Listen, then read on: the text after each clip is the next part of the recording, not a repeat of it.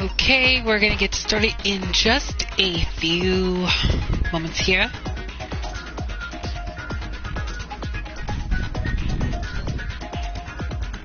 This is going to be crazy. The first class trial. Okay, just give me a minute here and then we'll get started.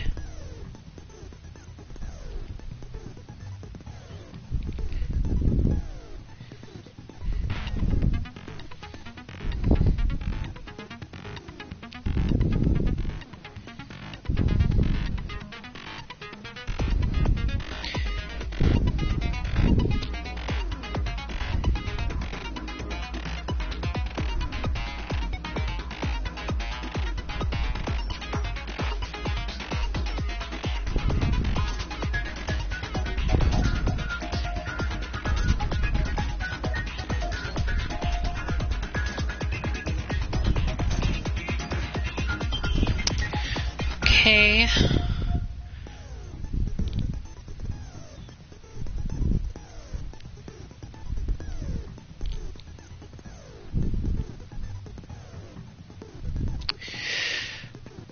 Do.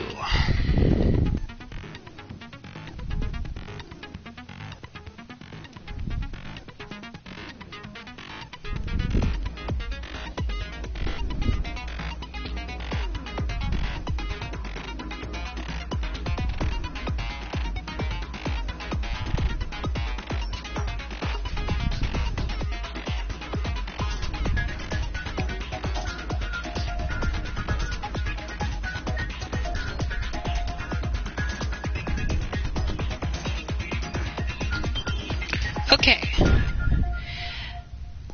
now that everything is all set, let's go ahead and get this started, shall we? Good evening, everybody. This is Xenonite XC6 here, and welcome back to my Let's Play of Danganronpa Trigger Happy Havoc. This is part 3 of my Let's Play of this game, and so in the last part we continued on in Chapter 1, and we maximized our friendship with Sayaka Mizuno, the ultimate pop sensation, and we also started some free time events with, as I said, Sayaka, and of course, Kayotaka Ishimaru. Then we were given the first motive in this killing game, and that motive drives someone to commit murder, as we have found out that Sayaka Mizuno, the pop sensation, was found dead in Makoto's room. Then sometime around later, Junko Inoshima did not want to follow the rules that Monokuma had laid out, so she was punished by death of the Spears of Gungnir, and she became the second character killed off in the series. Then we did the investigation, and we also got some presents. Some presents were pretty good, while some presents were, just nuts, including their descriptions. Alright, so, in this part, we are going to be doing the first class trial, and we're going to be wrapping up Chapter 1 of Danganronpa. Let me try that again. So in this part, we are going to be doing the first class trial of Danganronpa Trigger Happy Havoc, and we're going to be wrapping up Chapter 1 tonight. So let's go ahead and get this video started. Now, before we start the class trial, let's review our evidence one more time. Or at least, right now. The victim was Sayaka Mizuno. The time of death is estimated to be around 1:30 a.m. The body was discovered in Makoto's room in the dormitory. The death took place in the bathroom.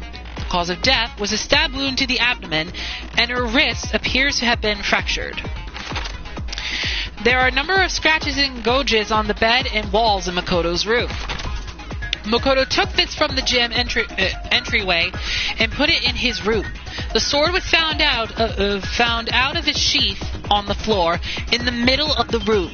The sword handle was missing. Some of the gold coating was part of the blade. Makoto took this from the gym entryway and put it in his room. The sheath was found some distance from the sword itself, and it shows evidence of being scratched with a sharp object. If you were going to attack someone with a sword, you would almost certainly remove the sheath first. Alright, making sure I read this. On the night of the murder, Makoto and Sayaka traded rooms and room keys. When the victim was discovered, Makoto's room key was also found in Makoto's room. Sayaka had originally asked Makoto to switch with her when someone attempted to force their way into her room, and she became frightened. This had been placed in Makoto's room before he arrived. It remains unopened, and there is no evidence of it having ever been used. All the other male students claim that they haven't used theirs either. But still, what does this mean? Not a single hair was found on the floor at the scene of the crime. In addition, the lint roller shows evidence of being used. Sayaka's right wrist had been fractured and her wrist was glittery at the injury's location. In addition, her hands appeared to be completely clean except for the index finger of her left hand, which had some blood on it. A series of numbers had been written in blood on Makoto's bathroom wall, 11037. It is assumed that Sayaka wrote these numbers while leaned up against the wall as she lay dying. Makoto's bathroom door was difficult to open. Due to it not quite fitting in the dorm frame properly, the only two people who knew the trick to opening it were Makoto, the room owner, and Sayaka, the victim. Makoto's bathroom doorknob had been broken. The screws holding it in place had all been partially or completely removed. The nameplates on the doors to Sayaka and Makoto's room, I almost called him Mondo. The nameplates on the doors to Sayaka and Makoto's room were apparently switched at some point. The kitchen in the dining hall has a set of kitchen knives. Apparently one of the knives had gone missing. The knife from the kitchen went missing while Aoi was in the dining hall. Aoi swears that Makoto did not come to the dining hall at all. Aoi swears that Makoto did not come to the dining hall at any point while she was there. There is apparently a trash room within the school. It's blocked off by a sturdy gate that can be opened with the trash room key. The incinerator can be activated via a switch on the machine. Hifumi was on cleaning duty, and he claims that the last time he saw the incinerator, it was off. However, when Makoto checked it after the incident, the incinerator was in fact on. The distance from the gate to the incinerator is roughly 30 feet. A piece of burned clothing was found next to the incinerator in the trash room. It is apparently part of a shirt cuff, and it has a noticeable blood stain on it. Shards of glass was found next to the incinerator in the trash room. As it turns out, the glass ball would have fit comfortably in the palm of a person's hand. Apparently, Yasuhiro left the ball in the laundry room on accident, so anyone could have come along and taken it. That is all of the evidence that we have there. And of course, we are about to find out who committed this crime. So, even though Junko Enoshima did not follow with the rules and Monokuma decided to finish her off, Junko Enoshima could still be possible of being the culprit, but it's unlikely. I'll just say right now, it's very unlikely. But we never know. But I won't be revealing any other. I won't be revealing spoilers. All right. So, who do you guys think is the true culprit behind Sayaka Mizuno's death? Was it Makoto Naegi, the ultimate lucky student? Or was it Kayotaka Ishimaru, the ultimate moral compass? Was it the dude that likes to be the meanie face, Byakuya Togami, the ultimate effluent progeny? Or was it the biker gang leader Mondo Owada? Was it Leon Kawada, the ultimate baseball star? Or could it be the ultimate fanfic artist, Hifumi Yamata? Could it be Yasuhiro Hakakure, the ultimate clairvoyant? Could it be Kyoko Kirigiri, the ultimate unknown? Could it be Aoi Asahina, the ultimate swimming pro? Or could it be Toku Fukawa, the ultimate writing prodigy? Could it be Sakura Ogami, the ultimate martial artist? Could it be Celeste, or in this case, Celestia Lutenberg, the ultimate gambler? Could it be Junko Enoshima, the ultimate fashionista? Although again, it is quite unlikely, but you never know. Or is it Shihiro Fujisaki, the ultimate programmer? So many answers are about to be revealed, and this first class trial is going to get crazy. Now, also in the last part, Oh, this isn't safe. So, we're going to have the skills Attentive Influence, which is increases the influence gauge by 2, effective during the class trial, costs 2 SP. And we're also going to activate the skill that we got from Sayaka, which is Melodious Voice. It increases damage to the opponent when a statement is destroyed, effective during the bullet time battle, which will be explained later on. Okay, we're going to save one more time before we get things underway. And guys, let's get ready, because the first class trial will now begin in 3, 2, 1, go!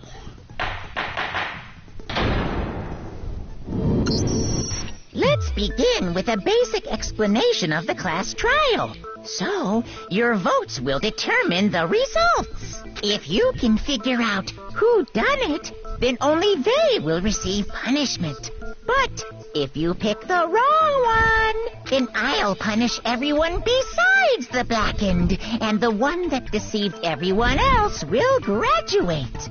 And the killer really is one of us, right? Of course. Okay then. Everyone, close your eyes. And whoever did it, raise your hand. You know they're not going to give up that easily, Ishimaru. That is just, ugh. Don't be a goddamn idiot.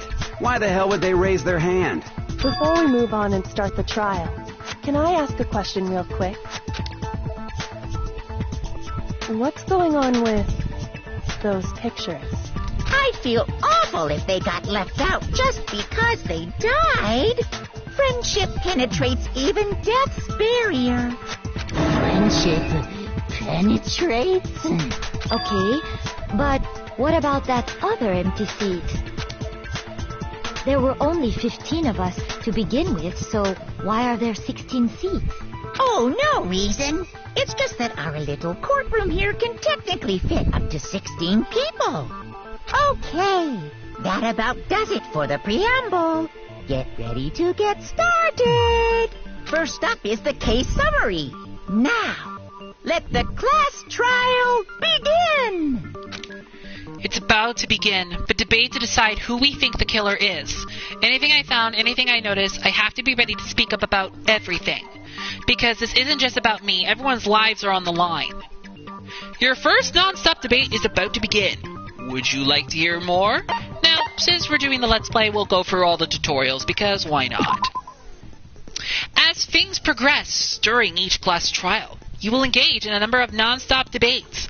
During these discussions, characters will speak one after another without pause. It's up to you to unearth any lies or contradictions buried within their testimonies. What this means is that you'll have to use your truth bullets to refute what they say. Any relevant truth bullets you found during your investigation will be loaded into the truth cylinder. Use the left stick to aim, then fire with the triangle button. Pay close attention to each character's statements, and use your truth bullets to blast the right ones. Note that if you run out of time, you will automatically fail. So please be careful. That means you'll get an F+ if you fail. If you press the options button during the arguments, you can review the controls. Well then, good luck and have fun. Alright, so here we go with the first non-stop debate. And our first truth bullet will be evidence of a struggle. Let's listen in to what everybody has to say first. I assert that the one who was murdered was Miss Sayaka Maizono. Yeah, we know that part already. And the murder took place in Makoto's room. In the bathroom. So it seems most likely that the killer must have taken her by surprise while she was in the bathroom. She didn't even have a chance to resist. Huh? There's something odd about that last statement. It definitely contradicts what I already know. For this first debate, we like to take a quick sidebar. If you're unable to spot and refute someone's lies or contradictions, the argument will repeat. Within a group of statements, some words appear in a different color. Did you happen to notice? That represents a potential hole in a person's statement, a possible weak spot. These weak spots reveal important, though not always inaccurate, sections of a person's statement. Your truth bullets are only effective against these weak spots. So when you see one come up, take aim and fire, but only if you're sure it's actually wrong. Also, you can fast forward an argument by holding down the circle button. Well then, good luck and have fun. I assert that the one who was Killed and the murder took In the bathroom, so it seems most likely that the killer must have taken her by surprise while she was in... So we gotta refute Chihiro. No, that's wrong.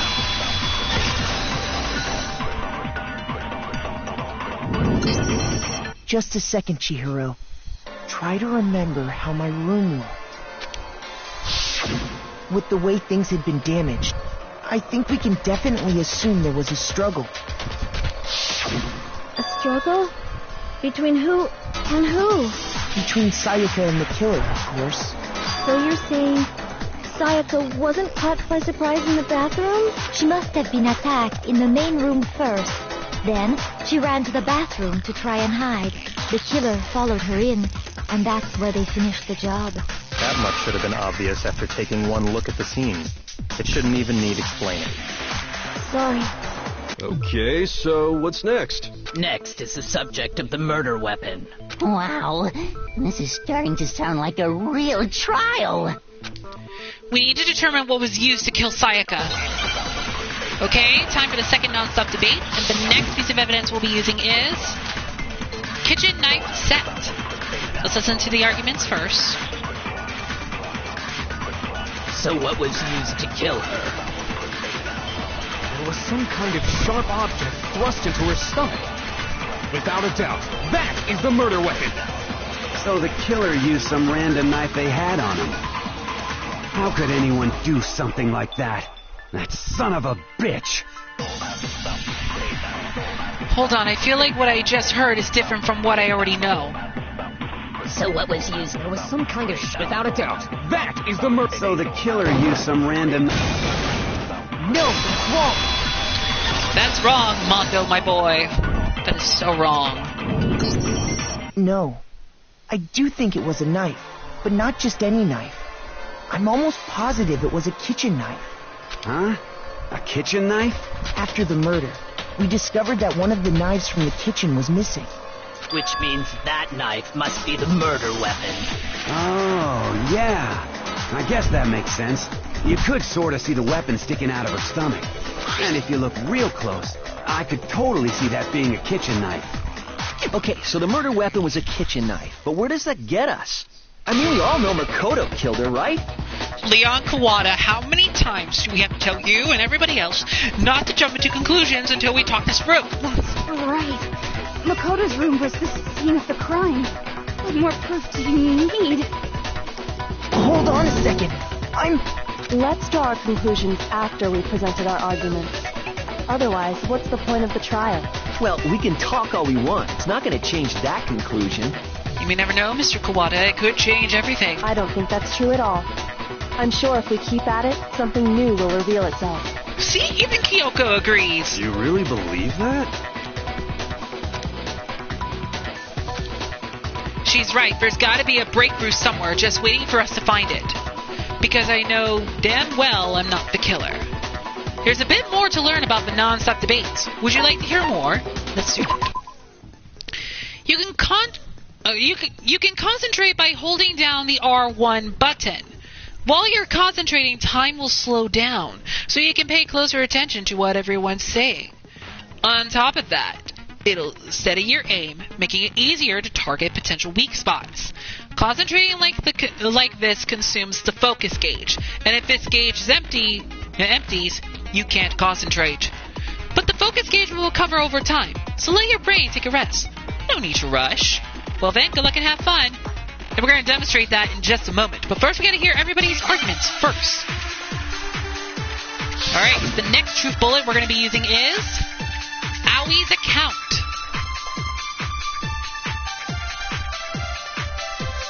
So I guess there's no question that the kitchen knife was the murder weapon. But where does that get us? Makoto must have taken it from the kitchen, right?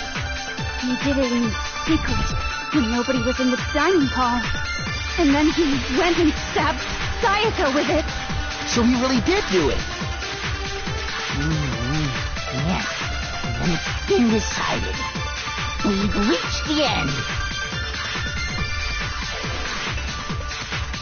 I didn't take the kitchen knife, but no matter how many times I repeat myself, you won't believe me. If only there were proof. So I guess there's no question that the kitchen knife... But where does that... Makoto must have taken it from the kitchen, right? He did. Now hold the R1 button, and then fire! No, that's wrong. Okay, let's listen in. Okay, wait. Hold on. I didn't take the knife from the kitchen.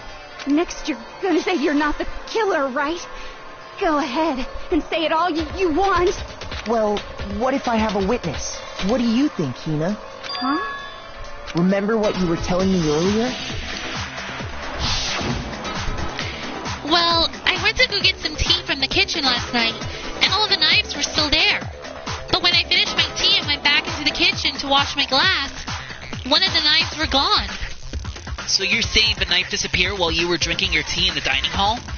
Yeah. Just to be perfectly clear, the knife disappeared while you were in the dining hall, correct? Yeah, that's right. And at any point while you were there, did you ever see me come into the dining hall? No, I don't think so. You don't think so? No, he definitely wasn't there. The knife disappeared while Hina was in the dining hall. But I wasn't there the entire time. In other words, there's no way I could have taken the knife. Okay, then what about this?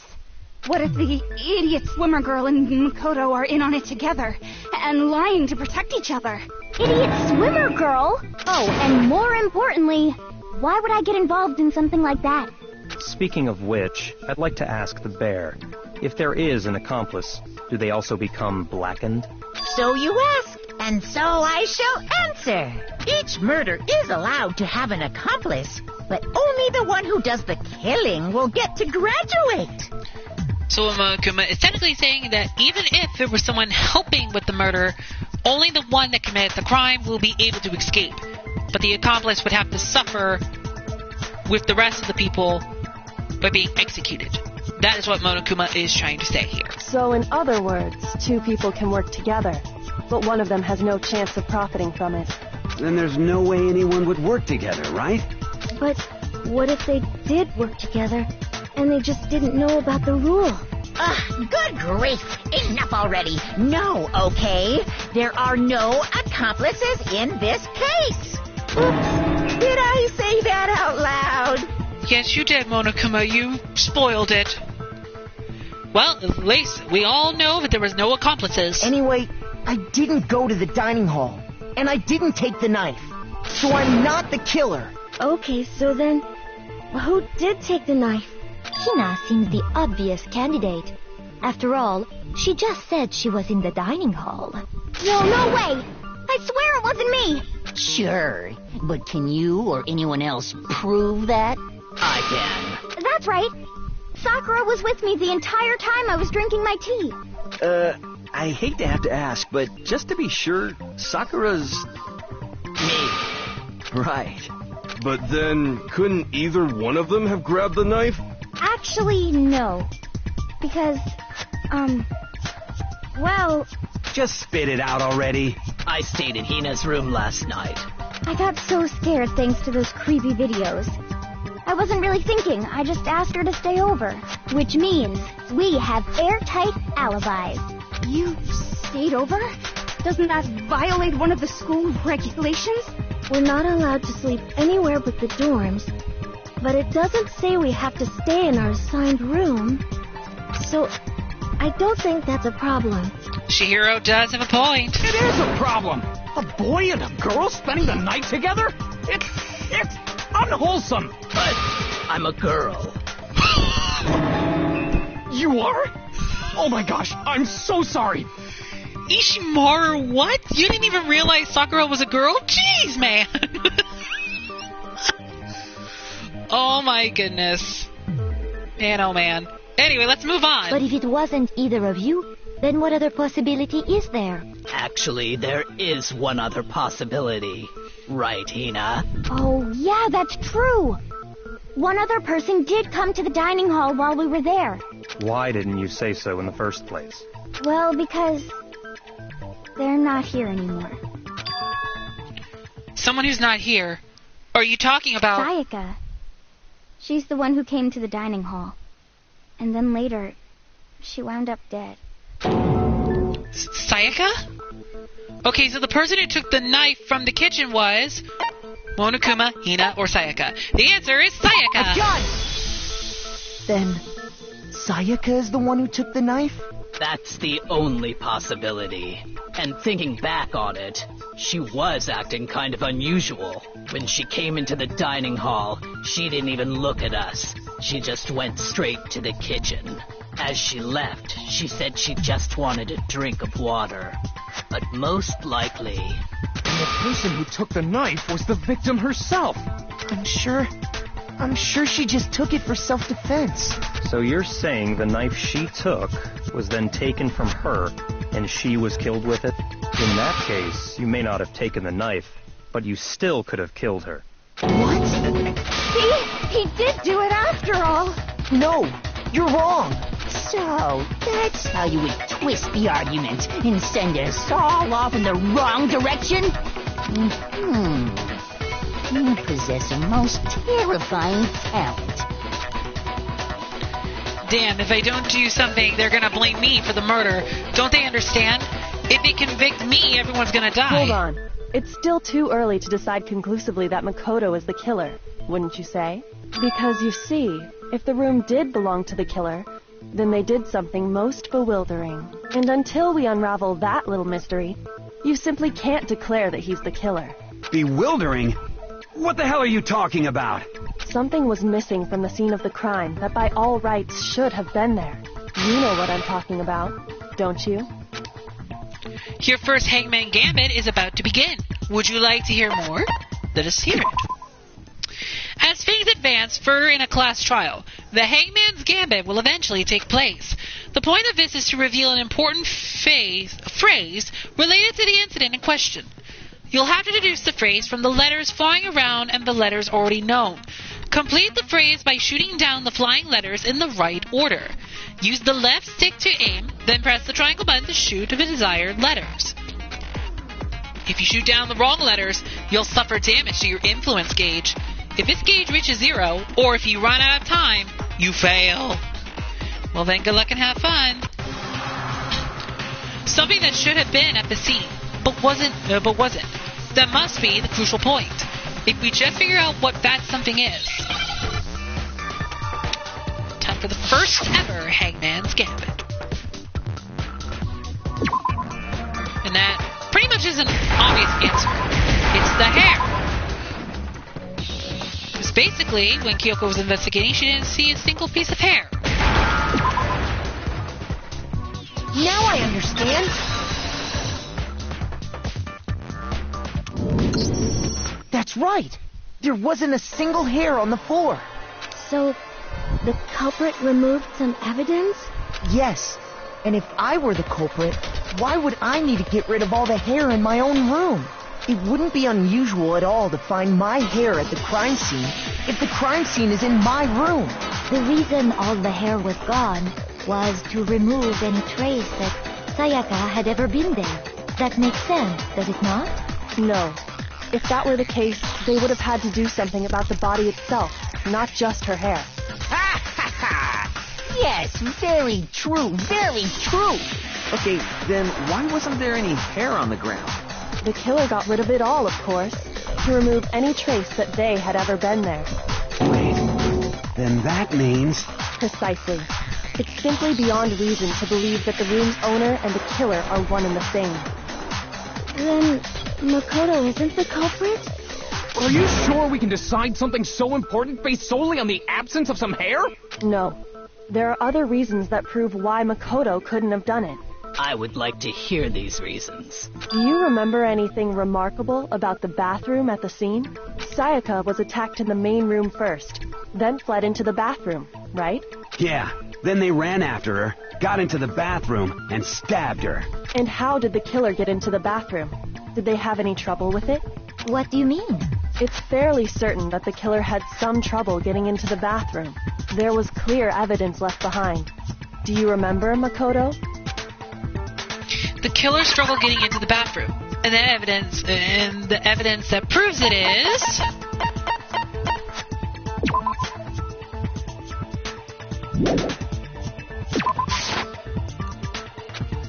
Oops, I choose the wrong one.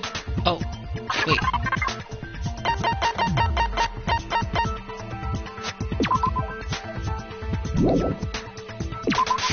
I got it! Well, we didn't lose any influence, though. The killer had trouble getting into the bathroom. You're talking about the doorknob, right? Huh? The doorknob? What doorknob? The doorknob for the bathroom, Yasuhiro. The doorknob for my bathroom. It was completely broken. See how the top part was unscrewed? And the doorknob's about ready to fall off? Oh, yeah, true. But what does it mean? In trying to bypass the lock, they ended up nearly removing the entire doorknob. This is another most bewildering act for the room's owner. It proves Makoto is beyond suspicion. So what? You're saying he wouldn't break the door in his own room? But if the only choice you have is to break it, you break it. There's nothing bewildering about it. You still don't see? Okay then. Let's take another look at how the incident unfolded. Hopefully that will help you understand. Kyoko said it was a bewildering act. I almost didn't notice it at first, but is that the key point here? Alright, let's hear more about the non-stop debates. From here on out, the number of weak spots will start going up. But no matter how many weak spots, there's essentially only one lie or contradiction in that debate. What I'm trying to say is, not all weak spots you see are necessarily false. Use a truth bullet on the wrong one, and not only will you fail to refute what they said, but you'll also lower your trust with everyone, and your influence gauge will take damage. Now, this is important because if your influence gauge reaches 0, you fail. You'll have to rely on your own logic to determine which weak spots are actually lies or contradictions. Well then, good luck and have fun. Okay, we're moving on to the 4th non-stop debate. This time we have the truth bullet of bathroom door frame. Let's listen to what everybody has to say first before we reach a conclusion. The incident took place in Makoto's room. Sayaka was first attacked in the main room. She then fled into the bathroom. Then the killer ran after her. And they got into the bathroom. At that point, the killer had to try and bust down the door, because Sayaka had locked it. And finally, the culprit had Sayaka cornered. To finish the job, they stabbed her with the kitchen knife. It was you, wasn't it, Makoto? Admit it. We already know the answer.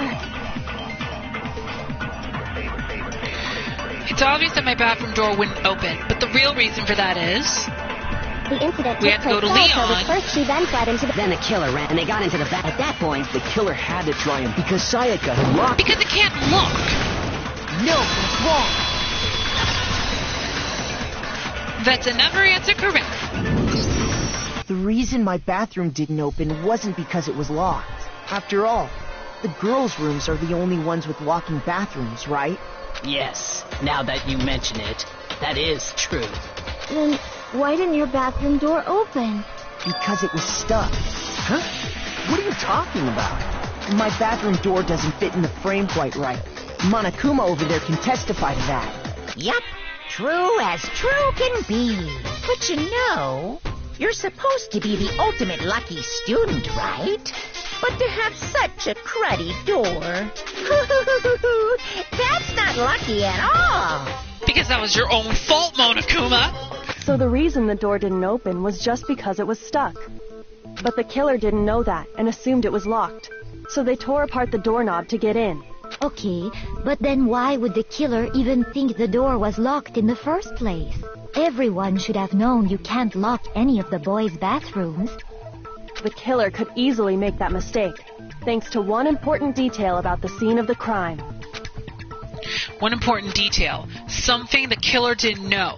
For some reason, they were convinced the door was locked, which means the important detail the killer didn't know was... The crime took place in Sayaka's room, the crime took place in my room. The answer is, the crime took place in my room. I got it! The killer must not have realized that it was my room. What? Are you saying the culprit didn't even know where he was? That's inconceivable. And yet, he's absolutely right.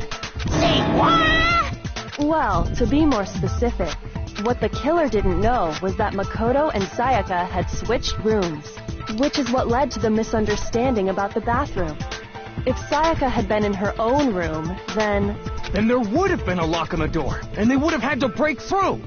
So they had no idea how unnecessary their actions were. Ultimately, we can't know if it came open by force or simply by accident. But the killer must have been considerably confused, with no idea how they actually got the door opened. Regardless, it was a pointless act. Wasting time trying to break down a door that wasn't locked is... Definitely something I wouldn't do, since I would have known exactly why it wasn't opening, right? That is a definite possibility. So the killer would have to be someone who didn't know they'd switched rooms? Then Makoto couldn't have done it. That's what I've been trying to tell you. Okay, then who did do it? I'm sorry, but I give up. Quit without saving. But what happens if we can't decide on who we think did it? Well, why don't we just vote right now? Majority rules. No. Majority rules? You really think that's a good idea? It's not a good idea. Yeah, our necks are on the line here. Someone seriously needs to do something. For serious.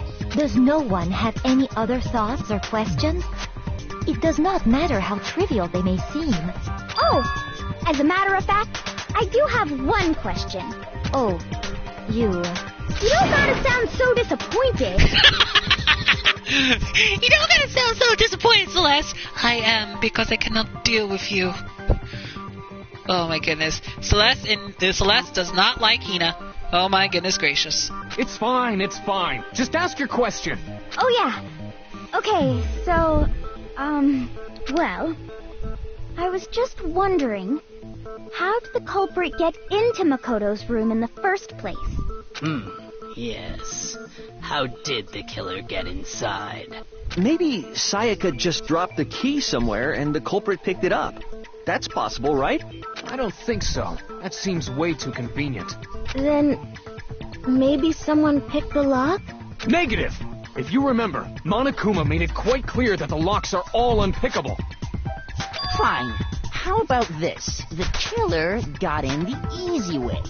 They could have knocked and said they wanted to talk or something, and Miss Maizono just let him in. No, that can't be it either. Oh, trying to argue against me?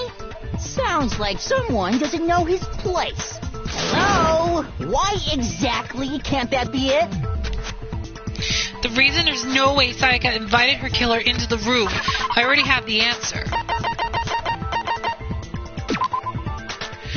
On the night of the murder, Makoto and Sayaka traded rooms. I got it! Because Sayaka was already scared, remember? That's why she asked me to switch rooms in the first place. The same goes for you, Sayaka. No matter who it is, don't open your door for anyone. Even if I'm sure it's you, I absolutely won't open it. Otherwise, what's the point of even switching? Knowing what she'd been through, I just can't believe she would have opened the door for anyone. What if her being scared was a lie? Huh? Well, what the hell is that supposed to mean? Why would she lie about something like that? I know you don't want to consider it, but look at this and tell me. Can you still deny the possibility? There's something I want to talk to you about. Just us two. In 5 minutes, come see me in my room. Check the nameplates to make sure you don't get the wrong room, okay? I found a notepad during my search, and I shaded in the top sheet with a pencil. And these are the words that appeared. Oh man! I've totally seen people do that on detective shows. When you write, it can leave an imprint. Sketch over the next sheet of paper, and you can see the words. When I saw that, I was like, holy crap! I better make sure I rip the paper out before I use it from now on. It's a pretty old-fashioned technique, but even the classics can be surprisingly useful sometimes. Oh, and I should also mention, I found the notepad on the desk in Makoto's room. Huh? Which means only someone who had been in Makoto's room before the incident could have written it. Then either it was Makoto who lived there, or Sayaka who switched rooms for a single night. So, Makoto, did you write this? No, I didn't. But of course he didn't, because the note also bears a perfectly legible signature. Sayaka's signature. Then that note, Sayaka wrote it? But why? Why would she write that? The note was likely her way of getting in touch with a certain someone. She must have slid it under their door to let them know she wanted to meet with them in secret. If you got an invitation like that from the ultimate pop sensation, what young man could resist? Of course, I'm only into 2D, so it wouldn't have any effect on me. But can we be sure anyone even got this note? And honestly, even if they did, I do not think they are at all involved in what happened. Huh? What makes you say that? Would you like to hear what I have to say? Very well then. Pay attention. Okay, we're entering the next non-stop debate. The next piece of evidence we must use is dorm nameplates. Let's listen to the arguments first before we find the weak spot. Sayaka and Makoto switched rooms, correct? But in the note, the place they were asked to come to, it specifically says, my room. I see. So if someone read that note, then they would have gone to Sayaka's room. Exactly. The room that Makoto was staying in. So in other words, even if someone did read the note and did what it said, they would not have any connection to what happened. It certainly would seem that way. The reason the killer went to my room and not Sayaka's, despite what the note said, it must be because... Sayaka and Makoto's got in the note. It specifically... I see. Then they would have gone... Exactly. The room... No, it's wrong. Because the nameplates were switched. The nameplates on Mai and Sayaka's rooms got switched. They got switched? That's right. The nameplates got switched, just like the rooms themselves. As a result, the nameplate on Sayaka's room actually had Makoto's name. And the nameplate on Makoto's room had Sayaka's. So what you're saying is, the room Sayaka was staying in was actually marked as her room. Then, if someone did do what the note said, they would end up at Makoto's room where Sayaka was. Plus, their rooms are right next to each other, so switching the nameplates would be no problem. And the one who switched the names was... Well, of course it wasn't you, right, Makoto? Right. Okay, then who did it? There's only one person who could have switched the nameplates. It was Sayaka. Me and Sayaka were the only ones who ever knew about us switching rooms. So the only other person besides me who would even know to switch the nameplates was Sayaka. You can also infer as much from her note. There's something I want to talk to you about, just us two. In 5 minutes, come see me in my room. Check the nameplates to make sure you don't get the wrong room, okay? She specifically tells the reader to check the nameplate. She would only have written that if she knew the nameplates had been switched. But why would she switch them in the first place? She wanted someone to come to the room she was in, and also hide the fact that it was Makoto's room. What? Inviting someone to your room, but not telling them you've switched rooms. Why would anyone do that? To understand that, we first need to understand what happened after she invited the person into the room. That's where the answer lies.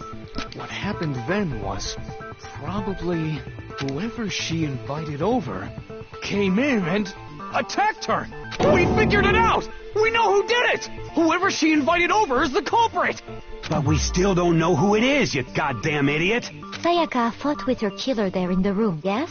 Perhaps the answer to our previous question lies in that initial struggle. Yes, I think you're right. Then... we just have to figure out what happened during the fight, right? That reminds me. There was a replica sword at the murder scene.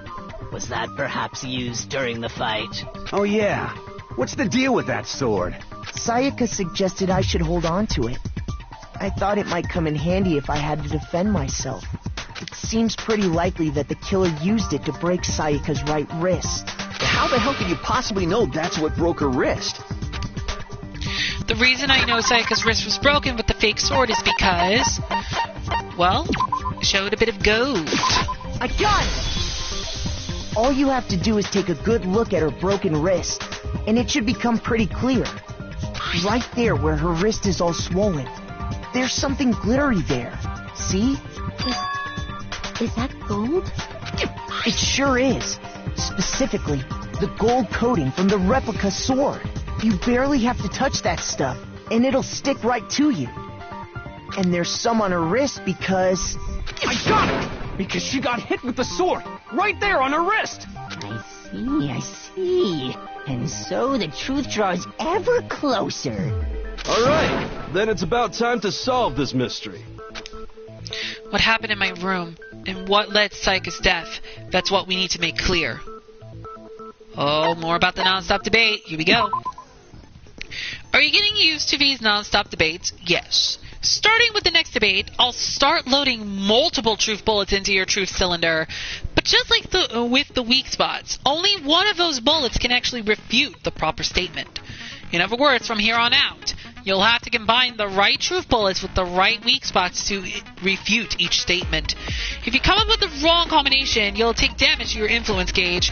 You can press the L1 button to rotate the cylinder and choose which bullet to fire. Press and release the L1 button to cycle through each bullet.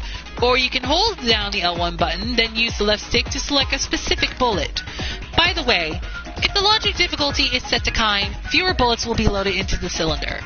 For our purpose this time, the logic difficulty will be set to mean. Well then, good luck and have fun. Alright, so let's check out the truth bullets we have received for this non-stop debate. They are replica sword sheath, kitchen knife set, and replica sword. Let's listen to the arguments first. When the fighting broke out, the culprit grabbed the sword, and that's when the first blow was dealt. A sword-based sneak attack. And that's what broke Miss Maizono's wrist. So, she tried to fight back. She grabbed the kitchen knife she had hidden away. But then the culprit took that from her, too.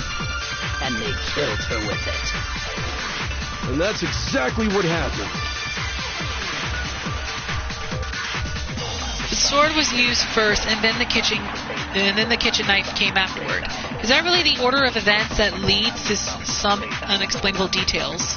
When the fighting broke out, the culprit grabbed the sword, and that's when the first blow was the sword-based sneak attack. The replica sheath. No, that's wrong.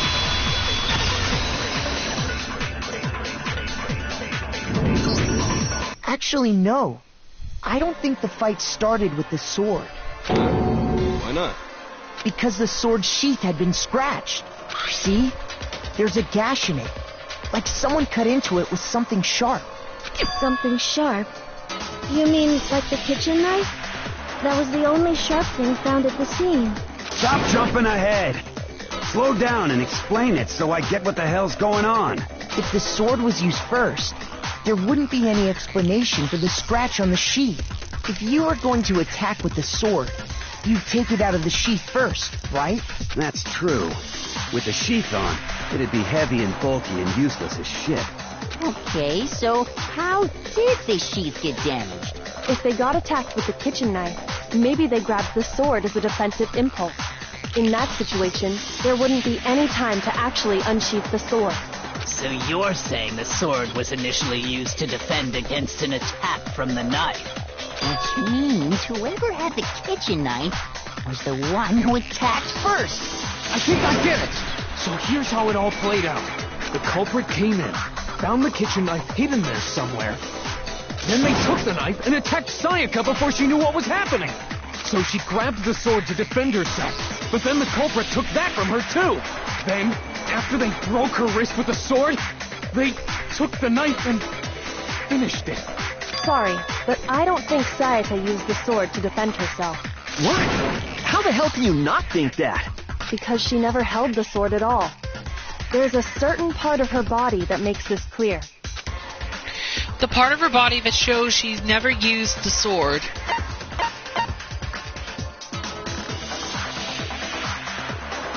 Shoot!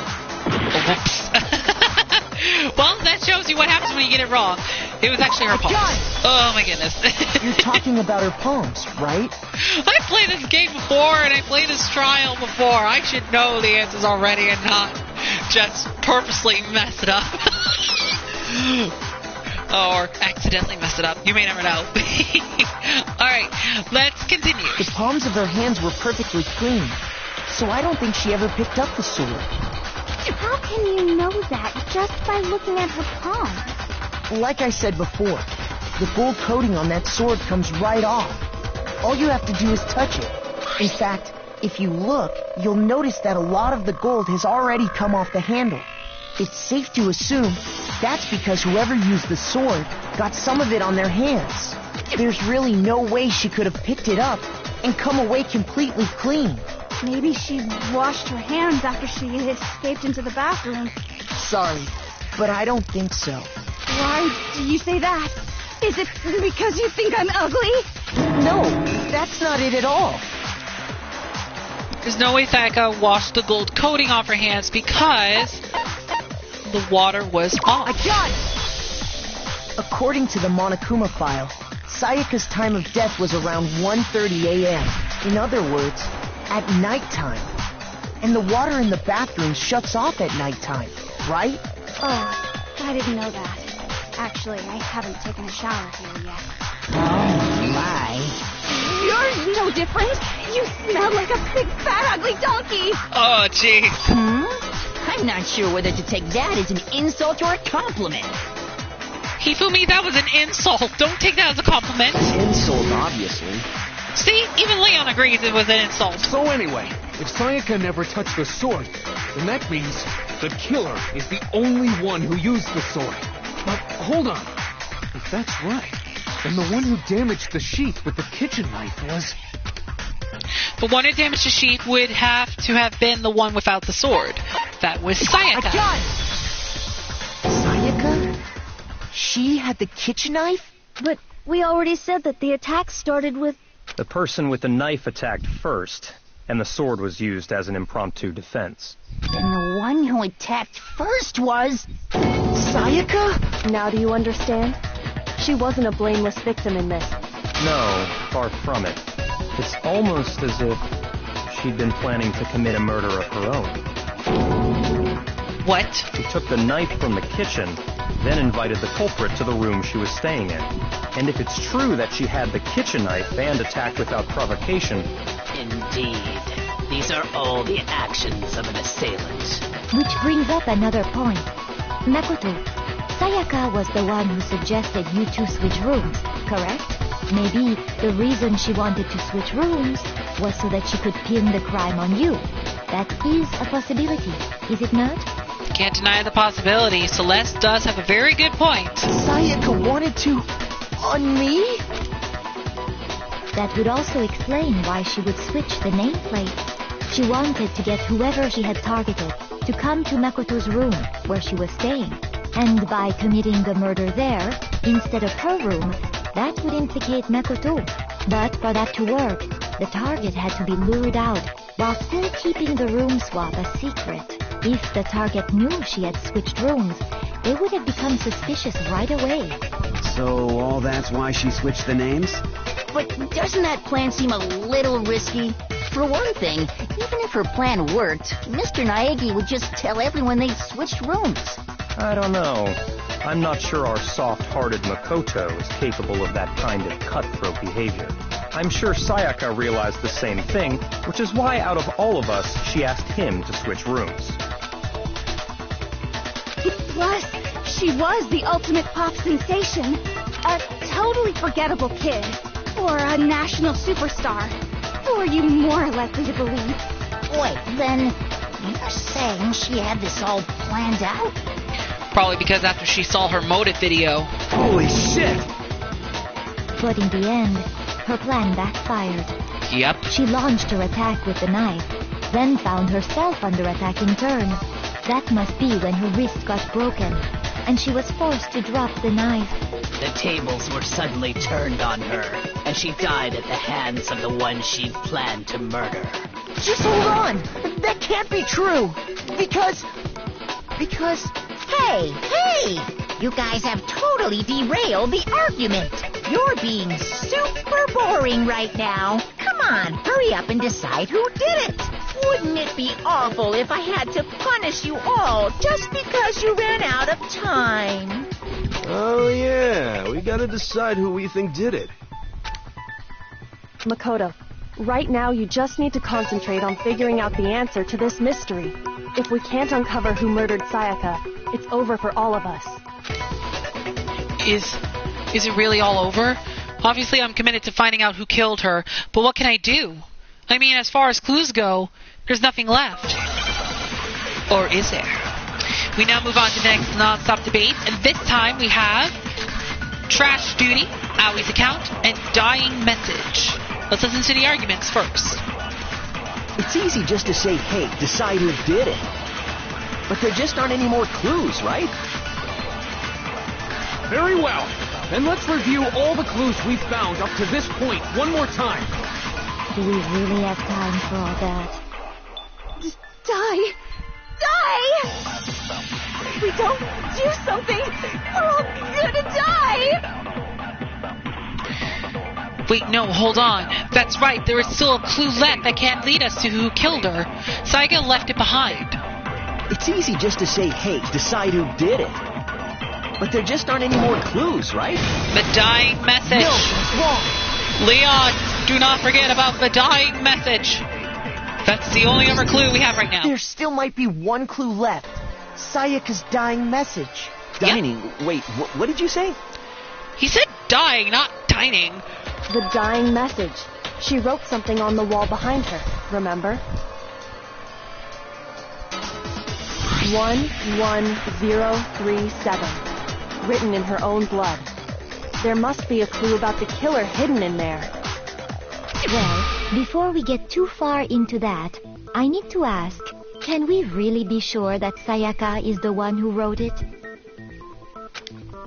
There's no question that Sayaka wrote that message, and I can prove it. Her left index finger! Yay! Her left index finger had blood on it. That could only be because she used that finger to write the message. Mm-hmm. I see. She broke her right wrist during the fight, so she'd have to use her left hand to write. Yes, Leon! Leon! Sure. I think we can all agree Sayaka wrote it. But still, what the heck do those numbers mean? 11037? Hey, Chihiro. You're a computer nerd or whatever, right? You should know all about numbers and shit. No, that's not... Yes, I'm a programmer, but I don't see any kind of meaning in these numbers.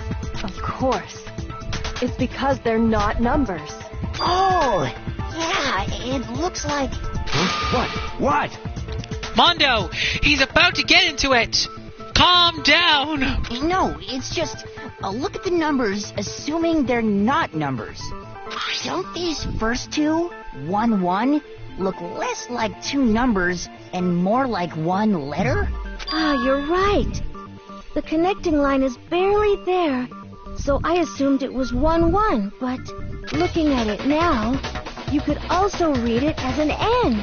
Uh-oh. Whoa, you might have finally just said something worth a shit.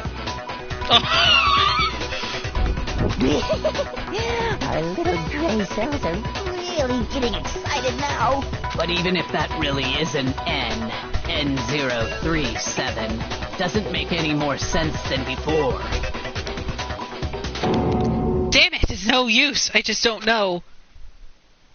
Unless... Rotate the image 180 degrees. Huh? Rotate it? I think maybe I see something. Oh my god. Now I see. She wrote down the killer's name. Huh? You just shot past the clue part and right onto who did it. So, whose name did she write? Sayaka's dying message reveals the real killer's name. Alright, if you guys have already took your guesses, then we know who did it. Even I know who did it. This was an easy one. The correct answer and the one that killed Sayaka Mizuno was the ultimate baseball star, Leon Kawata. Here's my answer. The key to solving this mystery was simply to rotate the writing 180 degrees. If you turn the message around, it becomes the letters L-E-O-N. L-E-O-N. Or more accurately, Leon. 11037 ruins this case. Well, this is technically the first case, so I guess they just wanted to make this very easy. And then they'll make it harder later. Oh, Leon, you are so busted. Even though you're still one of my favorite characters. Yes, Leon is one of my favorites. Don't judge me. But yes, Leon, you're in so much trouble now. What do you have to say for yourself, young man? You're in so much trouble. What the hell are you talking about? It's just a coincidence. It's just a bunch of random squiggles that happen to look like my name. Squiggles that happen to look like your name?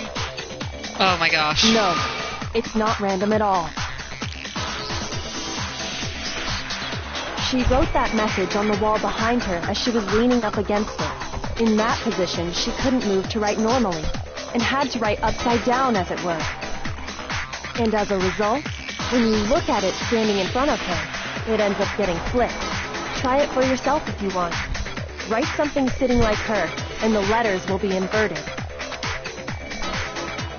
That sounds like one hell of a stretch to me. I'm the killer? You can't just go and say shit like that.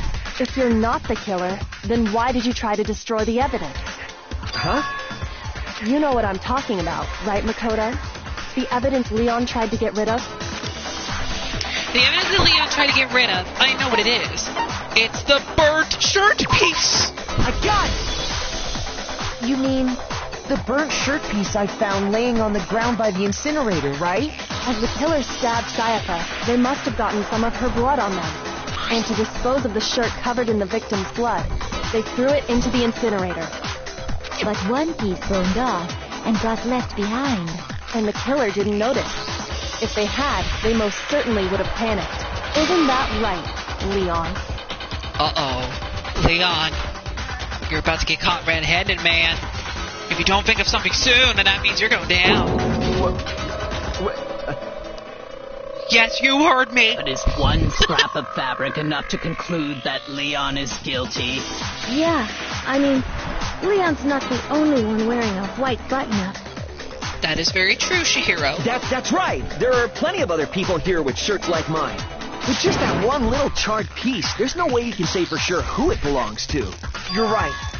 That alone isn't enough. But there are some other points that may reveal the truth. Are you finally starting to understand? The answers to all the riddles are right here. Yeah, I think so. The burnt remains of the button-up shirt, which the killer wasn't able to get rid of. There's something about it we need to pay attention to in order to figure out who's responsible. Let me see if I remember what it was. I think it was how it was disposed. I got it! Okay, I do. Okay. If you look closely at how the shirt was disposed of, we should be able to figure out who the killer is. Oh yeah, that's a good point. I think I know what you're going to say. Okay, Leon, then what was Makoto going to say? You can't reach the incinerator without opening the gate in front of the trash room, right? Mm-hmm, we know that one. And obviously, you wouldn't be able to hit the switch to turn it on either. You need the key to get in. And the one with the key was the person on cleaning duty. So the killer had to be whoever was in charge of taking care of the trash, right? Interesting. Hifumi, you're now getting blamed on. No, that's wrong. There was another way to use the incinerator without being the one on cleaning duty. And that's exactly what proves that Leon is the real killer. Time for the final debate in the first class trial. The final truth bullets are burnt shirt piece, incinerator, and shattered crystal ball. Let's listen to the arguments before we make our argument. The key to the trash room. Whoever was on cleaning duty must have had it, right? So the only one who could get to the incinerator was the person in charge of the trash? And you'd have to get close to the incinerator in order to destroy the evidence. which means the only possible suspect is whoever had the trash room key. Okay, so the person who would have had the trash room key was... Huh? Me? No!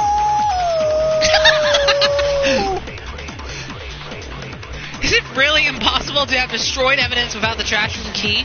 No, I'm sure there was another way. And there was! The key to the trash room... Whoever was on cleaning... So the only one the person... And you'd have to get close to the incinerator. No, that's wrong! A shattered crystal ball. Hold on. I think I know how someone could dispose of the evidence without using the trash room key. But if you can't get past the gate, you couldn't possibly turn on the incinerator, could you? Yes, you could. If you used this. What is it, some kind of glass ball? It's busted to hell. Yeah, that crystal ball was destroyed. Actually, it was supposed to be a crystal ball, but, Poor Yasuhiro. Can't believe he paid 1 million big ones to get a crystal ball. That was just, oh my goodness. But how would you use it? The killer had to use the glass ball in a certain way, which was throw it. I got it! The killer simply took aim at the incinerator switch and threw the ball through a gap in the gate. All they had to do was hit that switch, and the incinerator would come to life. Someone threw that through a gap in the gate? Remember what you said before, Hifumi? Huh? Someone turned the incinerator on? Very strange. I'm quite certain it was off last time I was down here. Perhaps it was the work of a fairy. Hifumi had the key, so the only way the incinerator could have been turned on without his knowledge was because the killer was able to hit the switch without opening the gate. Once they got the incinerator going, all they had to do was ball up the shirt and toss it in. Hey, come on! What the hell is this? All you have to do is look at the scene to know that the killer never actually went inside the trash room. The shards of broken glass, the incinerator left running, the piece of shirt that escaped the fire. If the killer had been on cleaning duty, the evidence would have been taken care of much more thoroughly. Wait, no, just hold on. But the distance from the gate to the incinerator has to be at least 30 feet, right? The pinpoint accuracy you'd need to throw a glass ball that far and hit something that small. Could someone really do that? That's right. There's no way. It'd be impossible. Difficult, absolutely. Impossible? I don't think so. Because the killer is... It wouldn't have been much of a challenge at all for the killer because they were the ultimate baseball star. God! Because the killer is the ultimate baseball star. Isn't that right, Leon? Isn't that right, Leon? Do you have any idea how stupid you sound right now? A target 30 feet away would surely be little challenge for the ultimate baseball star. You can't be serious. I'm not the killer. He's finally losing it. These goddamn shipper brains have got it all wrong, I'm telling you. Leon, you better watch your language, young man. You're saying a lot of bad words. You still won't admit it? Okay then, Makoto. Go ahead and review the incident one more time to make his crime perfectly clear. And with that, we can end this. Listen to me! What the hell do you mean, end this? Say what you want, Leon. But all the questions have been answered. And the truth has been revealed. Now here's what happened. The closing argument is about to begin. Would you like to hear more? Absolutely. Every case has one last element to bring the class trial to an end. This is the closing argument. In this phase, you'll give a complete summary of the case. You'll have to reproduce the flow of events for the case in the form of a comic book. However, you'll notice that in the comic, there are a number of pieces missing. It's up to you to complete the comic using the provided truth panels. Also, if you take aim at the missing section and press the X button, holy cow, you'll get a hint that might lead to a breakthrough. Well then, good luck and have fun. Closing argument, climax, influence. Oh, must have said it wrong. Ugh. Okay. Alright, we only have 10 minutes. No, this one pretty much is an easy one.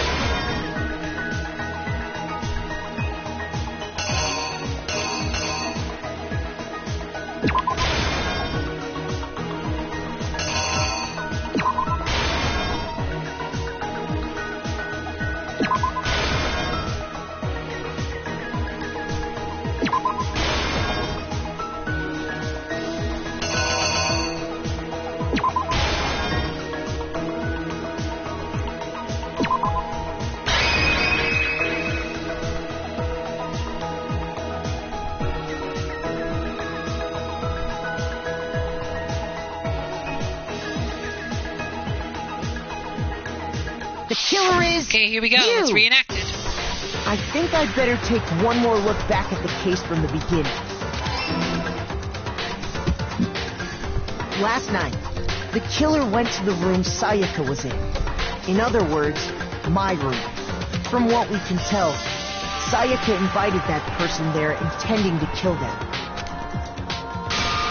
She attacked them with the knife she'd taken from the kitchen earlier.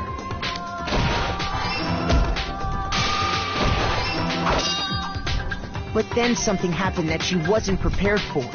They grabbed the fake sword I'd put in my room and fought back. During the struggle, a strike from the sword broke Sayaka's right wrist. And that's when she lost her grip on the kitchen knife. Finding herself cornered, Sayaka panicked and ran into the bathroom. The killer went after her, but couldn't get the bathroom door open. What they didn't know was that my bathroom door got stuck easily, and there was a trick to opening it. Sayaka knew about that because I told her, but of course the killer had no way of knowing.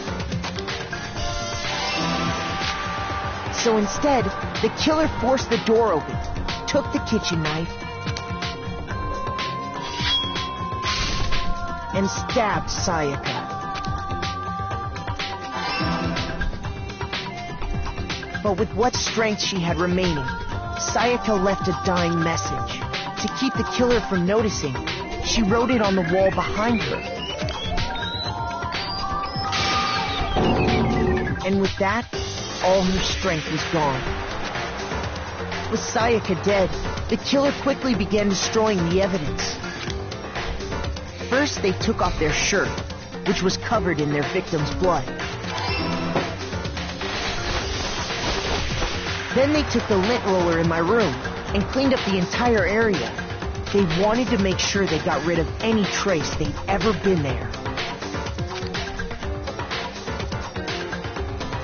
Afterwards, the killer headed to the trash room to destroy their bloody shirt. They tried to burn the shirt using the incinerator there. But the trash room was blocked off by an especially sturdy gate, preventing access to the incinerator. So they came up with a plan to use Hiro's crystal ball, which he'd left in the laundry room. The killer managed to throw the ball through the gap in the gate and hit the incinerator switch. For any normal person, that'd be an impossible throw. But the killer had the confidence to take a shot. And that's because the killer was the ultimate baseball star. The crystal ball, thrown with absolute precision, hit the switch on the incinerator, which then quickly roared to life.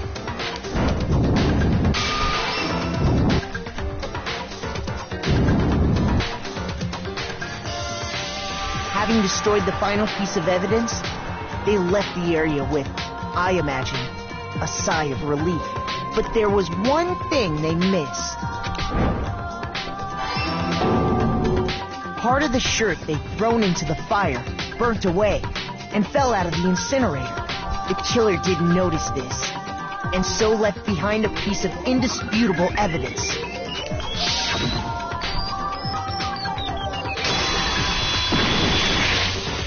Isn't that right? Leon. Ooh, Leon's in trouble. It would appear that Hero simply forgot his crystal ball in the laundry room. You went there to try and wash the blood out of your shirt. And that's where you saw it, right? Seeing the ball? You thought of a way to take care of everything. So, Leon, do you object to anything that's been said? Do I object? Do you object? Hell yes, I object! Of course I do! I object! I object! I object! Oh yeah, he objects. I mean, all of this is just a bunch of stupid theories. You need evidence. Where's the evidence? Without evidence, it's all bullshit. It's bullshit and I refuse to acknowledge it. Well then, I guess this is as good a time as any to present the evidence that proves you did it. Makoto, I believe you're in possession of that evidence. I have the evidence. Your first bullet time battle is about to begin. Would you like to hear more? Alright, here we go. Sometimes during a class trial, your opponent simply won't want to hear what you have to say. When this happens, you will engage them in a head-to-head battle. We like to refer to this as the bullet time battle, aka the BTB-BTW. During the BTB, you want to destroy your opponent's statements in time with the rhythm. Match your button presses with each tempo maker as they move across the screen and reach the center. Press the X button to lock on to an opponent's statement. Destroy the statement you've locked onto with the triangle button as the tempo maker reaches the center. Use the method to deal damage to your opponent if you can't pull it... there was a period. Use this method to deal damage to your opponent. If you can't pull it off, you'll be the one in pain. Do this consecutively and you'll start a combo. Keep this going and you'll initiate a tempo up. On the flip side, if you keep missing, you'll get into a tempo down situation. When the tempo changes, so does the timing for hitting each button. So watch out for that. Deal enough damage to your opponent and their weak spot statement will appear. At that point, you can press the triangle button to shoot it down with a truth bullet like any other statement. Refute their statement fast enough and you'll come out victorious. But just like before, if your influence gauge reaches 0 or you run out of time, you fail. Well then, good luck and have fun. When the killer broke the bathroom doorknob, they didn't use anything from your room to do it. So what did the killer use? What did the killer use to take apart the doorknob? I refuse to acknowledge you. You're stupid. Stupid, stupid, stupid. Stupid, stupid, stupid, stupid, stupid, stupid, stupid! I have to show the indisputable evidence that Leon is the killer. I need to figure it out. The moment of truth. Here we go. Time to battle. Where's your proof? You kidding me? Not a chance. Boo. It wasn't me. You lie. Nope. Shut up! Where's your proof? You can't tell me to shut up! You kidding me? Not a chance! You lie! No, I don't. Where's your proof? I have proof. You kidding I will me? show it to you. Not a chance! It wasn't me! Stupid! You lie! Shut up! Where's your proof? You kidding me? Not a chance! Go. Where's your proof? This should prove it.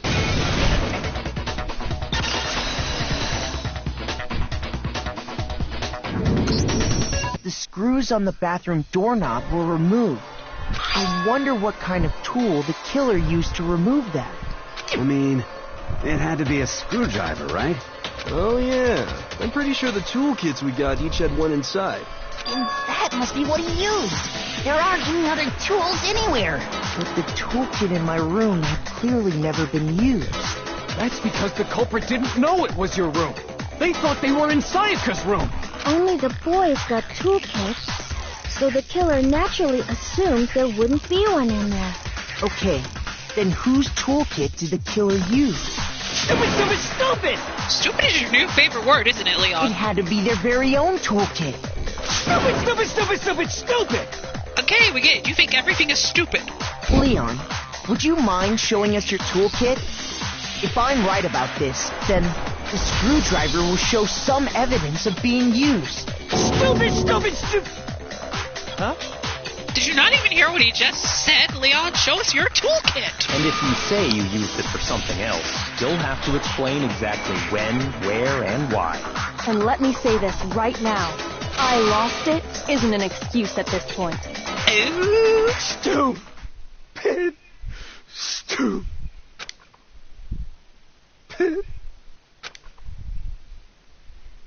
So, you have no rebuttal? Then it would seem we are finished here.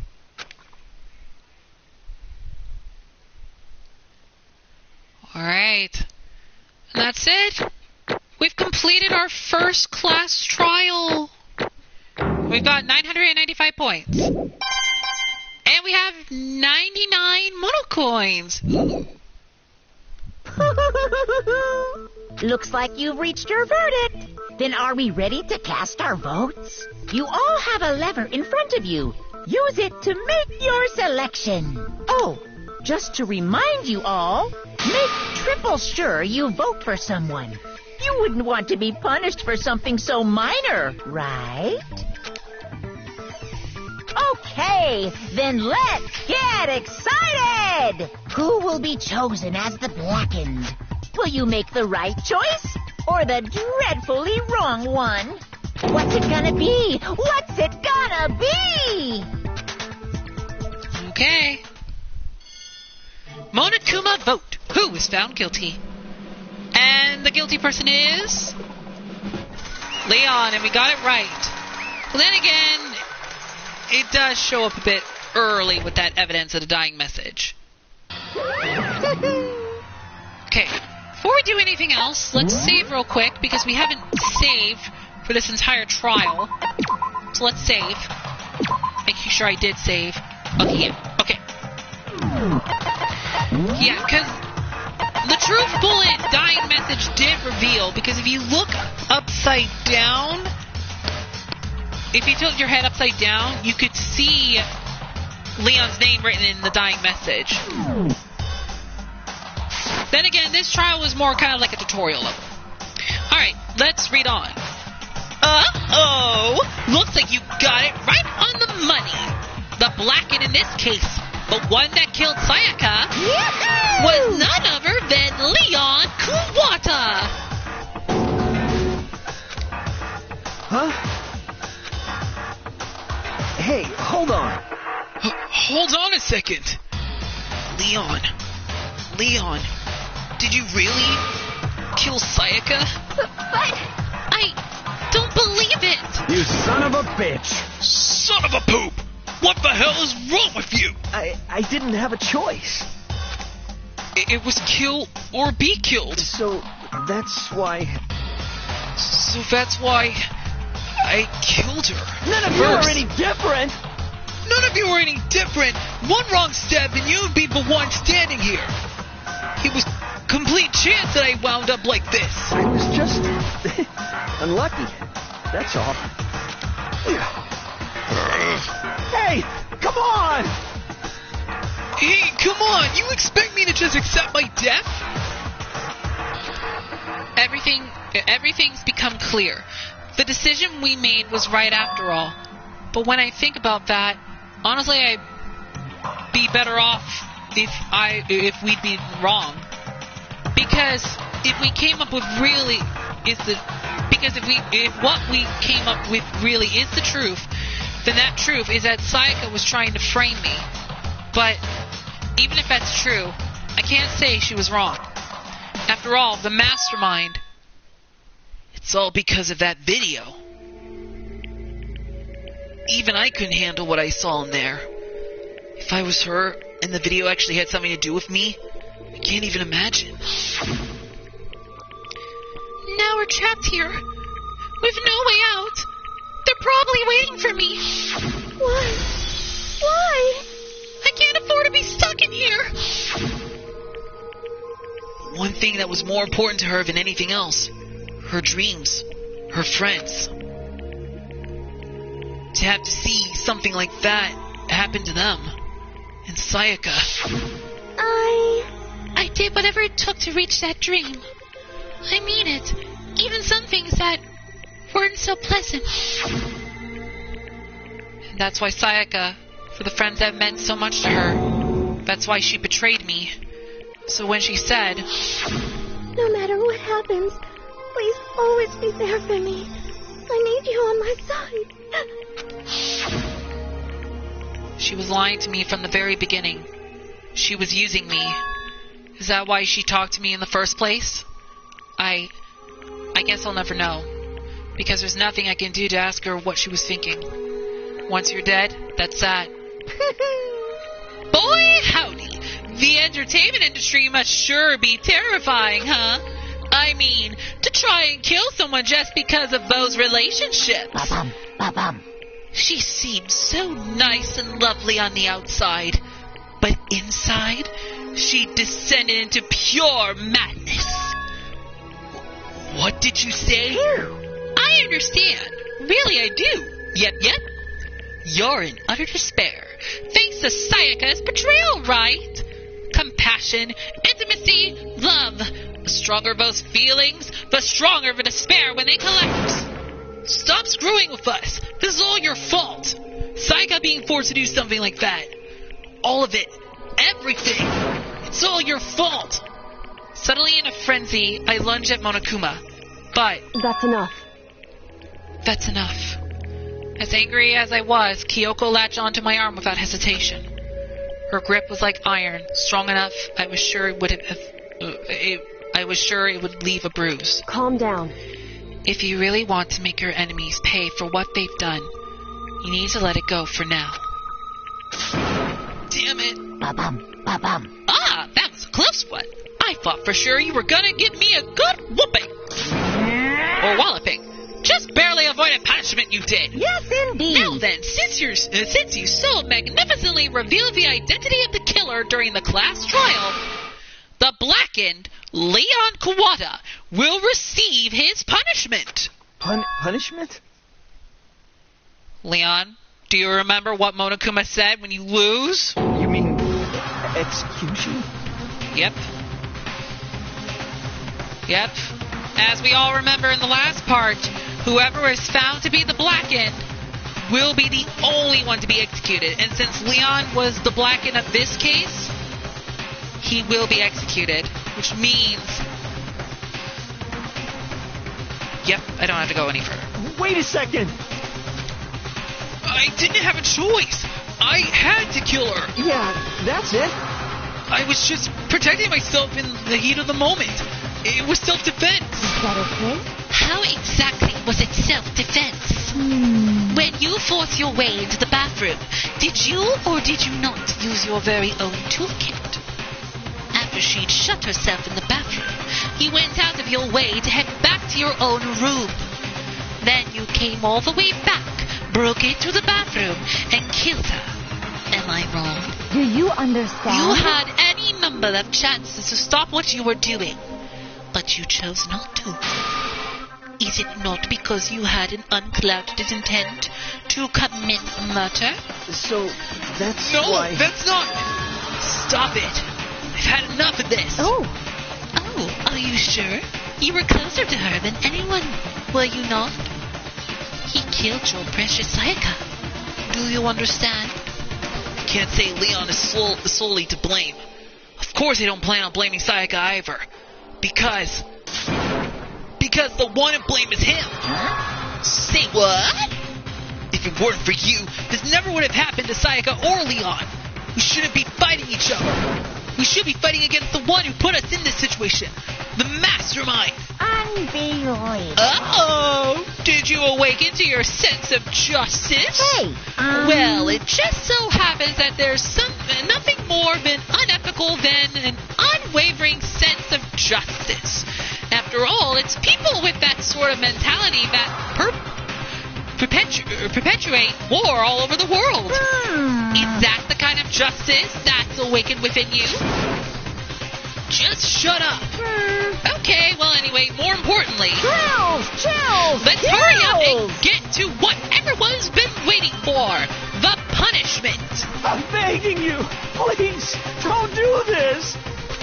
Hey, No more on begging, now. no more excuses. You must pay for the penalty for breaking the rules. Society demands it. Stop, please. Now then, I've prepared a very special punishment. Now then, I prepared a very special punishment for Leon Kuwata, the ultimate baseball star. No, no, no, no, no, no. And then he says, Let's give it everything we've got. It's punishment time. No! alright, so Leon Kuwata is about to be executed, but just as a precaution, I'm just going to turn down the music for a moment. Alright, so that means it's time to say goodbye to Leon Kuwata. The execution commences now.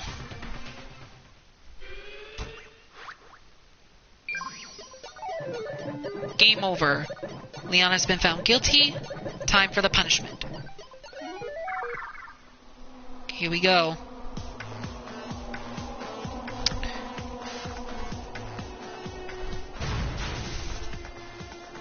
Oh, geez. In use.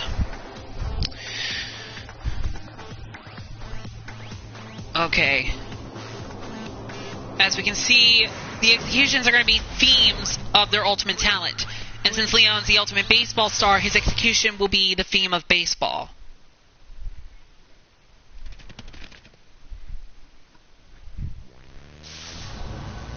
And sorry if I turned down the music, it's just, you know, the 1,000 blows. Ooh, that's gonna hurt.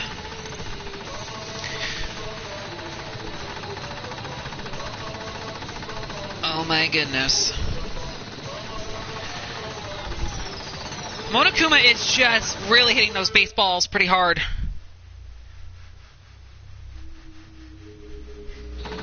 Ooh.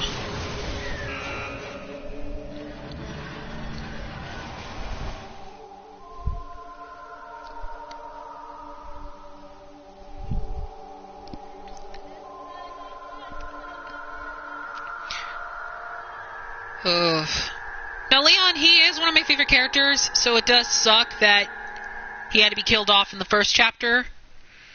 But, that's just how it works.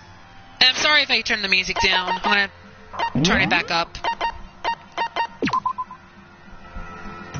Sorry if I had to turn it down a bit. But, you know, can't be too sure. What we saw, that was the true face of despair. I mean, if we can't call it that, what else could we call it? Extreme! Woohoo! Extreme! Man, my adrenaline is pumping right out of control!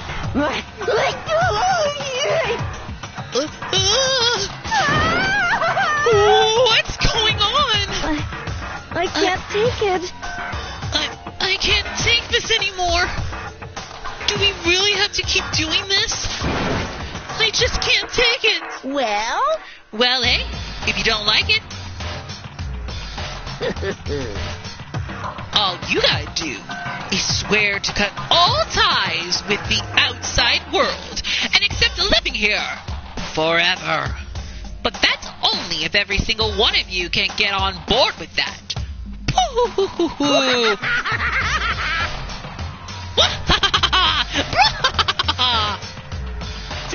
Damn you! Man, forget you! Why the heck are you doing all this evil crap to us? what the heck? Evil? You make it sound like I'm some dark, awful secret society type of guy. Say what? Or in this case, a dark, awful secret society type of bear. Well, So why are you putting an upstanding young citizen like me through such a grueling ordeal? hey, It seems like you're trying to use common sense to make sense of something that doesn't make sense. That's like trying to put a mile on a scale. I just don't think it's possible.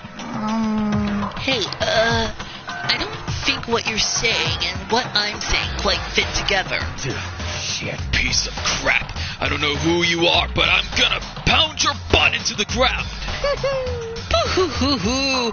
You must really hate me to get so angry, huh? But if you do that, you're barking way up the wrong tree. What happened because more than one of you decided you wanted to get out, right? No matter how much time passes, you can't cut free of your regrets from the outside world. You're to blame. Of course we can't cut free of the outside world. Being trapped in this insane place. You're trapped, are you? Well, I'm sure once you learn all the mysteries of this school, your thinking will change for sure. You'll think, boy, isn't it so wonderful how we all get to live here forever? What does this mean? What are you trying to say? Hey. I feel like there's some deeper meaning hidden in there. Just like before. Chills! Anyway, let's get to the Blackened's punishment. That's what everyone is waiting for after all. Hey. When you say everyone, who exactly are you referring to? Sorry, I said everything I've got to say. I need to save some of the fun for later.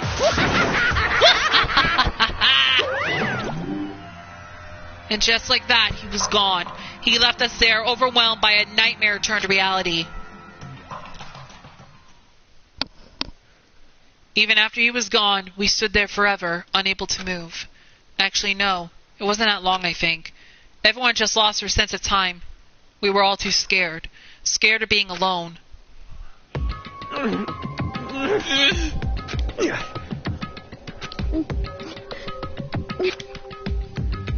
No one even tried to speak. Their faces were stone. Their voices dead. But it was in that moment. Just a second. Makoto, can I talk to you for a second? She moved in close and whispered into my ear. Makoto. Before we head back, there's something I want to talk to you about. It's about Sayaka, isn't it? I'm surprised you figured it out. Listen. I told you before the class trial started. You had to figure out the mystery of this case yourself. You wanted me to realize how Sayaka betrayed me by myself, didn't you? That thought never crossed my mind. I feel like such a fool.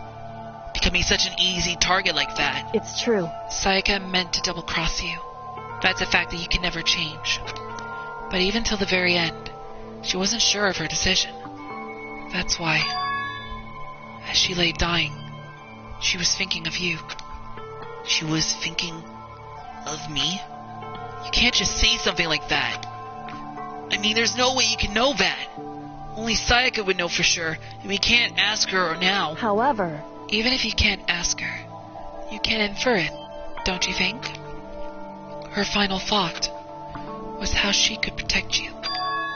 What? So... The fact that she used her last ounce of energy to leave her dying message proves it. If she didn't care what happened to you, she never would have left that message. Well, maybe she wanted to get back at the person who had killed her. Certainly. That's certainly one possibility. But I don't think that's what it was. Anyway... She was uncertain. She wasn't sure she could kill someone, or deceive you. Which is why her plan failed. Her hesitation attracted failure. Right. It's almost ironic when you think about it. Why are you telling me all this? Because you're the kind of person who can overcome this. Because you can move past the deaths of your friends, Sayaka and Leon, and keep moving forward. Correct. Without someone like that, the others would never be able to break free of such a desperate situation. Move past their deaths? I could never do that. No. I'm going to carry them with me the rest of my life. How could I possibly move past something like that? Leon, Sayaka, I'll carry them with me forever. I'll carry their memories with me wherever I go. So instead of forgetting them, you're choosing the hard road. Well, I have high expectations for you. As she said that, she revealed the smallest smile. Hey. By the way, I have to admit, I'm curious. How did you know I wanted to talk to you about Sayaka? Oh, well, I'm psychic. What? Huh? Kidding. I just have pretty good intuition. Chapter 1. To survive.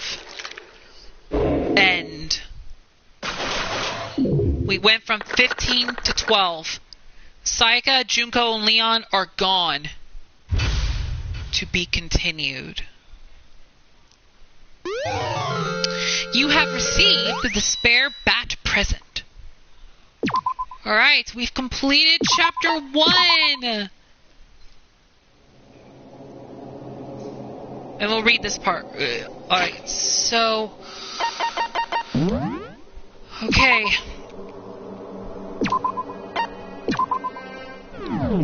Okay, and as you can see, the truth bullets are now gone. And so is Leon. So, that just leaves only 12 people now. We're down to Makoto, the ultimate lucky student. Kayotaka, the ultimate morale compass. Byakuya, the ultimate effluent progeny. Mondo, the ultimate biker gang leader. Hifumi, the ultimate fanfic artist. Yasuhiro, the ultimate clairvoyant.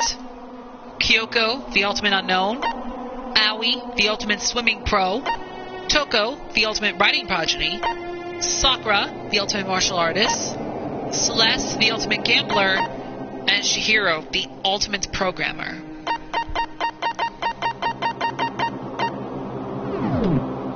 So we're only down to 12 people left.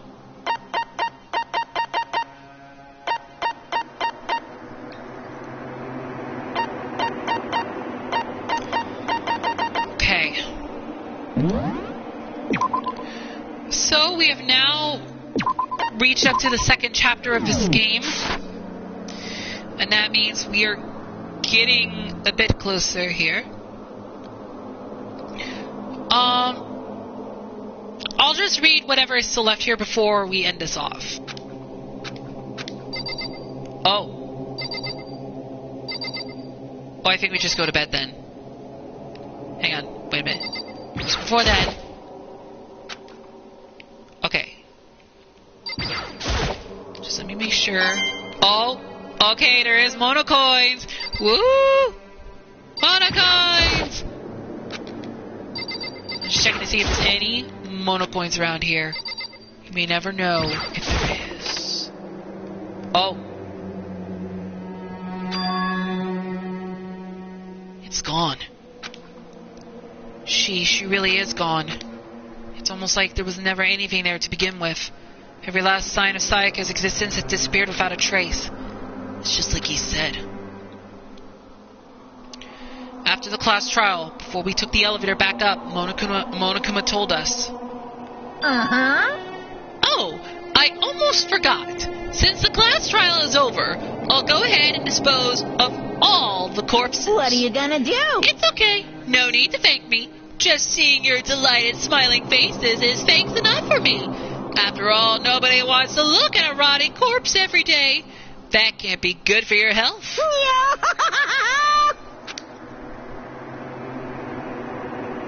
I didn't even have time to mourn Sayaka and Junko's deaths. I'm sure that's exactly why he did it. It's a bad joke, a sickening dream, but I had to accept the reality of it all. I headed back to the dining hall to meet up with the others. Sorry I'm late. So, Hey, are you okay, Makoto? Listen to me! You sure took your sweet time. I was just about to go get you and drag you back here. Sorry. So, what happened? Was your room fixed up like he said? I imagine it would be pretty hard to sleep with a rotting corpse in your bathroom. Ishimaru, now is not the time. Hey, come on. Dude, that's messed up, man. Why would you say something like that? My room was spotless. There wasn't anything left. Like the whole thing never happened. I see. It must be tough staying there, knowing what happened. Why don't you just stay in Sayaka's room? Well, staying there, with her scent still hanging in the air, that would hurt just as much. Plus, I've decided that I can't turn away from her death. Makoto. Um... Hey, cheer up. Getting depressed isn't going to help anything, right? If we all work together, I'm sure we'll find a way out of here. You got it. So everyone just try and cheer up and get back on track. Is that honestly supposed to make us feel better? Huh? We were already working together, and yet someone was still murdered. Anyone could betray us at this point. Now that it's happened once, it's a question of when, not if, the next one takes place. Yeah, because Sayaka made the first move. Well... But if we work together against the mastermind, nobody will have any reason to do something like that. Stop talking. Keep telling yourself that. I'll be over here in the real world. Working together, fighting a common enemy, like it or not, it's not that simple. What do you mean? Are you okay with this? The mastermind seems to be much more powerful than we've ever suspected. They took over Hope's Peak, which was supposed to be well defended, then modify it to fit their desire. They created Monokuma, which seems to be incredibly advanced, and they're providing for our every need. And the cherry on top is the execution we witnessed. Honestly. Everything has been planned down to the last excruciating detail. This is not the work of your everyday psychopath. Defying them may be too great of a risk. So then... Then what are we supposed to do? Anyone who truly does want to escape will just have to follow the rules. In which case, the only option is to deceive those around you and win the game. No. No. What? No what? I can't don't want to live if it means killing someone else to do it. I don't want to kill anyone else. Huh? Anyone else? What do you mean? It's because... Leon died because we all voted for him, right? It's no different from us killing him ourselves. But... So, If we hadn't voted for him, then we all would have died instead, right? That isn't what you wanted. That isn't what you wanted, is it? So it would seem. She's right. If you heap that kind of blame on yourself, you'll turn into a full-fledged... masochist. Return into... Well, I'm gonna switch the word out. She's right. If you heap that kind of blame on yourself, you'll turn into a full-fledged... edge. I'm trying to think of a different word than that one. I mean, I know what it says, but... don't want to say that. You'll turn into a full-fledged...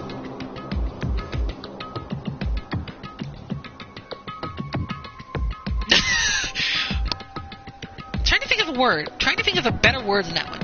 A full-fledged...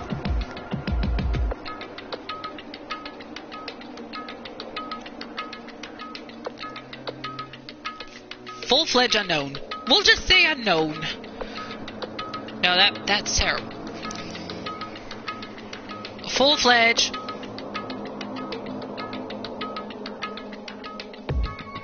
Yeah. We'll just say a full-fledged whatever. A full-fledged whatever. A full-fledged whatever. Shihiro, listen. You're not to blame. Not you, not Leon, and not Sayaka. The mastermind is responsible for everything that's happened. We had no choice but to vote. I can't even imagine what would have happened to us if we refused. And in the end, it was Monokuma who ultimately killed Leon. So don't waste your anger on yourself. Instead, direct it at the mastermind.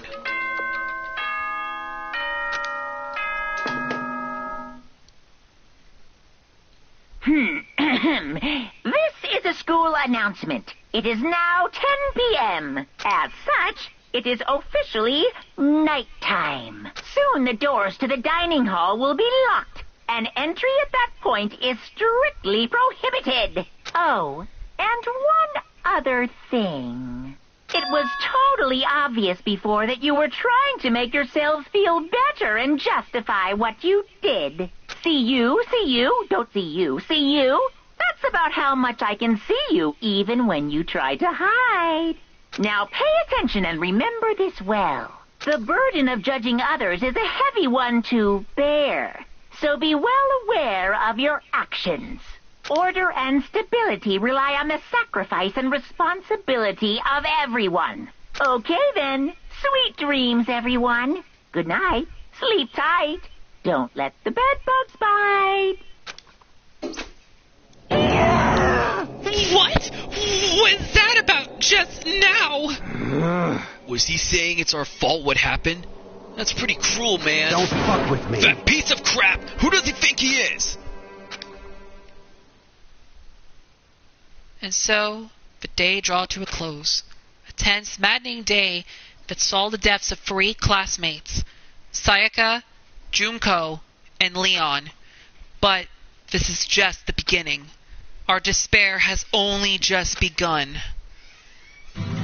Chapter 2, Boy's Life of Despair. Daily Life.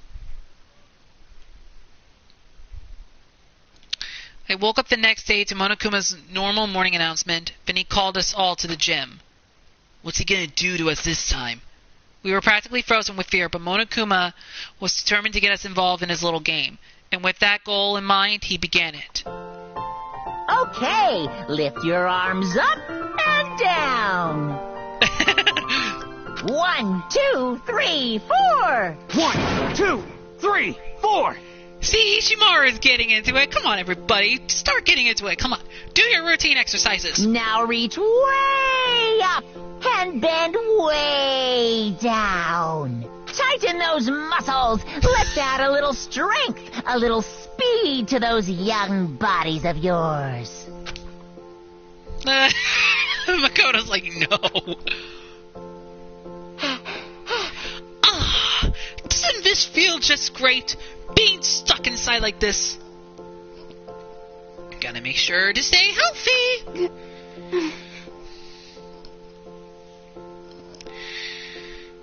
You're the one keeping us stuck inside. Don't sweat the small stuff. That's my motto. Whoa, I sounded pretty cool just now, don't you think? Did you fall in love with me? Did you? Am I just to die for? Am I just to die in withering agony for? So why did you call us here?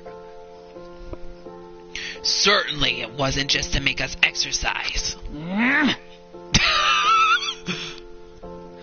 Just to make you exercise? Just to make you exercise? Hey! If exercise makes you laugh, exercise will make you cry. Now, if you keep doing these exercises, you will uncover the secret of the assassin's fist. Passed down from generation to generation in the Empire of Darkness. The power can be yours. This sounds like the kind of joke a middle schooler would come up with.